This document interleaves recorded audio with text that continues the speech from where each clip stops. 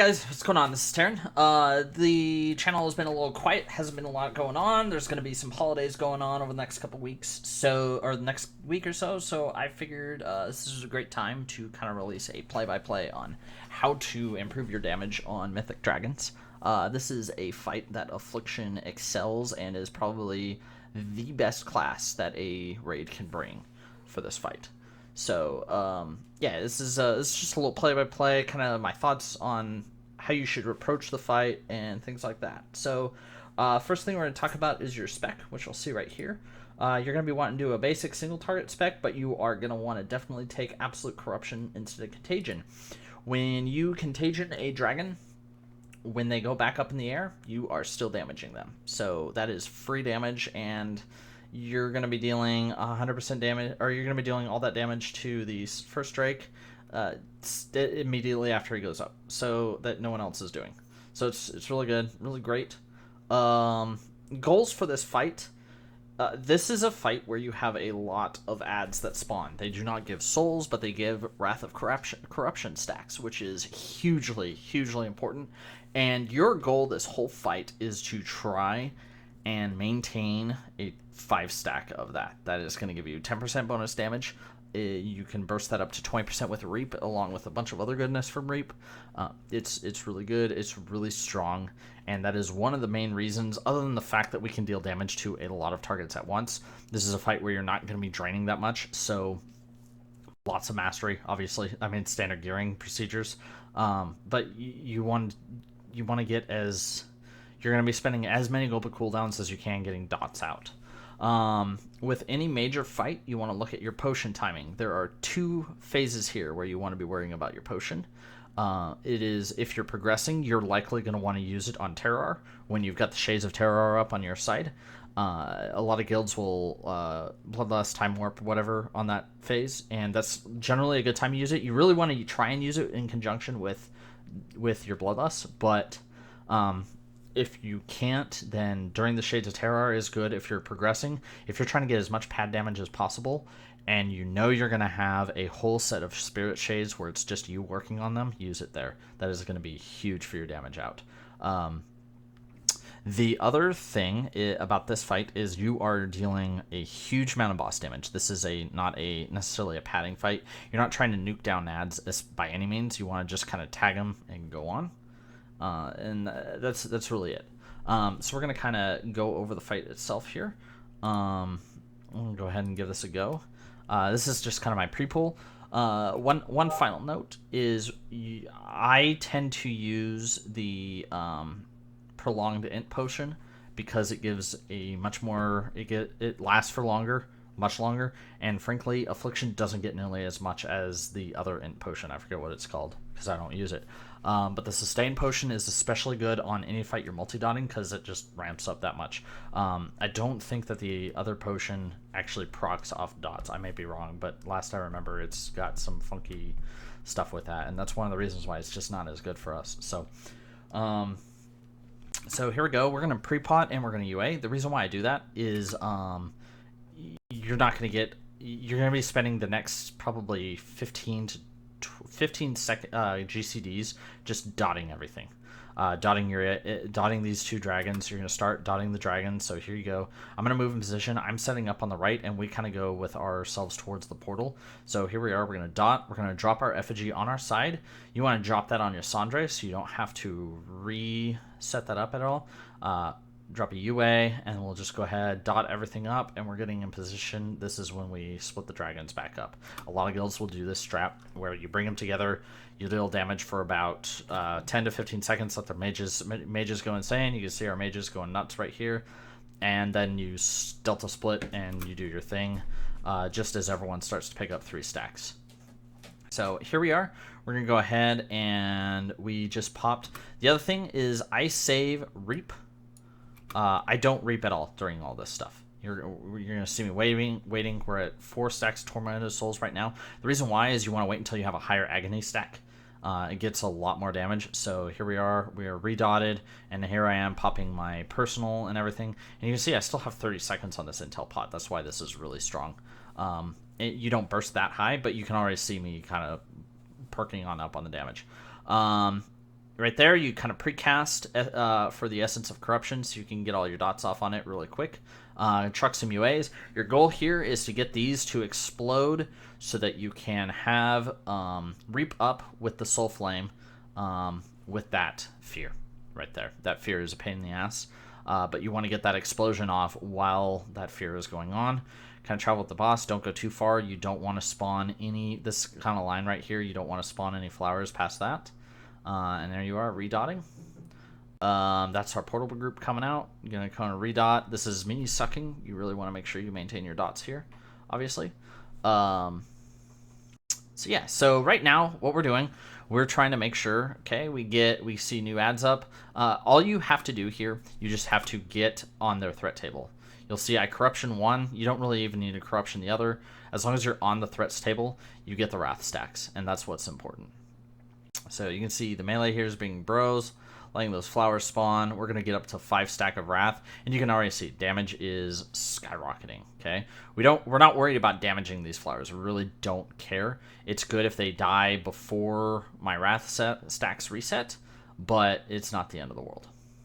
So the other thing is I tend to corruption these ads instead of agony. The reason why is you get more damage. You have more potential damage off of corruption if they're being targeted than you will off agony. Agony doesn't deal its damage until it's at 10 plus stacks, whereas corruption, the damage is always there. So, so there we are. We got the seed there again. It was a little slow on the precast, but that's fine. Getting the dots going on everything. Lost agony on UA on the effigy there. That's fine. And here you are, just kind of spread. On your progression, you are the best class to stick in the flowers because you soak so much damage. I mean, you'll just see if you look at the healing meter on the bottom left here, like you're doing work here. It's lots of little damage, and that's what the Affliction Warlock really excels at. All right, so here we are. We have Terrar down. Oh, we have a Yusandre now. Okay, so Terrar just left. That was his shades. So we got a flower. You should be able to move out of those, but it's fine. You're gonna see this is the sad times. This is where you really wish you had nuked it down because there we lost our wrath stack. We're gonna get it right back, obviously, but that's annoying. Mage being a bro, soaking that. Right here, this is again one of the strengths of the Warlock. You can sit in 2 of these and you're fine. You just pop a personal and you just go to town. It's no big deal. Drain helps so much in this sort of situation. And there you go. So Terrar is out. When we were first progressing, we don't do this anymore at this part of the fight because it fucks up the timing if we do it. But generally right here is when the last one was actually when we lost. But again, when you lust, you want to time that up. The other thing is you want to make sure that you have your 5 stacks of wrath. You want to try and maintain 5 stacks of wrath if at all possible during your lust. The other thing to remember is dotting is much more powerful than draining. So always keep your dots running. Always, always, always, always. Right here, when you're not moving and you have nothing to target, you can actually drain on effigy and deal damage. It's a thing to remember. Effigy's range is as long as it hasn't despawned, it will deal damage. So, all right, so here we are. There is the spirits. So here we go. We're going to wind up a seed. We're going to UA, and then we're going to start dropping some UAs, drop our shards, and we're going to start agonying around. That is generally the best way to get a lot of damage out. And then from there, I mean, I just go straight to the boss. Those are going to die. They're going to die pretty quickly, more than likely. You see, we've got everything pretty much taken care of there. Go ahead and get all your dots running on the boss, and then just start tunneling into the boss. That you can watch your damage just skyrocket during that because you have all these buffed corruptions. You should have your reap going every time that happens. You should always make sure you have a nice fresh reap to go off. Everything like that. So right here, all it is you're just dotting up the boss, doing your thing. If you have to, you can sit in these dark circles. They don't deal a terrible amount of damage. It's better to dodge them, obviously. And this is where you notice, oh, hey, you need to make sure you get that first corruption in on Lethon. It's a lot of damage to miss out. Thank you, Cat. And all right here, it is just trying to get as much damage to maintain your damage, maintain your wrath stacks. That is what really brings your damage out, is maintaining that wrath. So Yssandra's on your side, so this is where again you want to make sure you're grouping up, getting ready for shades. You should be getting them here in just a second. You see the timer there, 6 seconds. So when that happens, you really want to try redot everything, get fresh dots rolling, because then you can have uninterrupted dot damage going on. Again, seed, what I tend to do, you seed and then UA, and that UA will break the seed extremely quick, and then you can go straight to dotting everything else. And again, corruption is where a large amount of your damage will come from, so you want to make sure you're doing that first. And from here, again, it is maintain your dots. I caught the 20 stack of agony. That 20 stack of agony right there on the boss is a huge deal to take. Right here, if you have to soak something like that, you can pop your unbound, try and save your unbound damage cooldown. That is huge for this type of fight. And here at the end, really, it's better just to let the flowers. Frankly, it's better to let the flowers spawn so you can maintain your damage. The mages will freak out and try and kill those, and you can just keep falling into the boss. And there you go, 500k. So again, kind of recap. You want to focus on maintaining your wrath. That is huge. If you can maintain 60-70% uptime on your Wrath of Consumption, that is a 10% damage bonus that you get for the whole fight. Timing your reaps so that when you have multiple adds up, you have as much reap damage going on as possible. With that, kind of spread your UAs, because UA does not snapshot anymore. So if you can